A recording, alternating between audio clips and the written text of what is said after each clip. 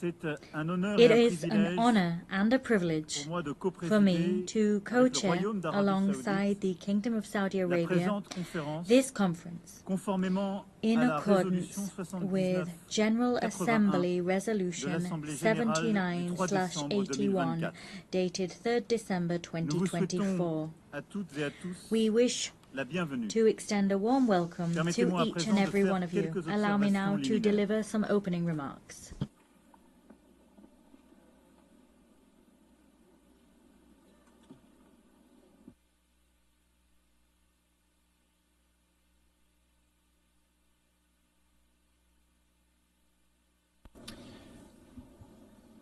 Madame la Présidente de l'Assemblée Générale, Monsieur le Secrétaire Général, Mesdames et Messieurs les chefs d'État et de gouvernement, Mesdames et Messieurs, nous sommes là car le temps est venu. Le temps est venu de libérer les 48 otages détenus par le Hamas. Le temps est venu d'arrêter la guerre, les bombardements à Gaza, les massacres et les populations en fuite. Le temps est venu The time has come because there's a pressing urgency everywhere.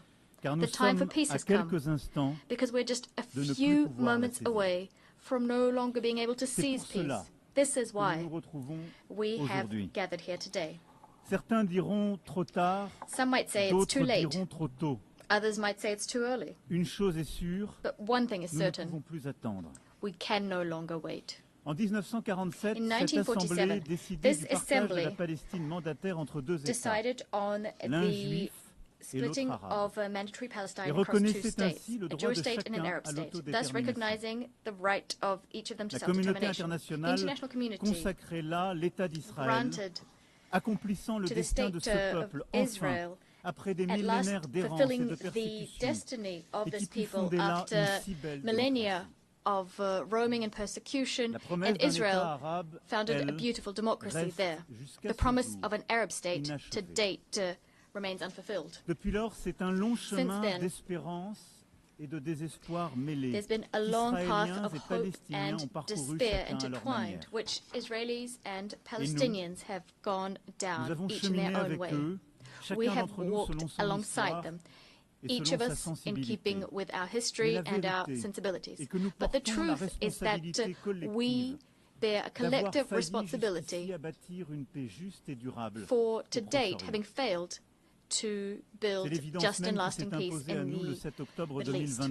This is what became evident to us on the 7th of October 2023, when the Israeli people suffered the worst terrorist attack in its history. 1,224 men, women and children killed, 4,834 men, women and children injured, 251 men, women and children taken hostage. The cruelty of Hamas and all those who collaborated in this massacre dumbfounded Israel and astounded the world.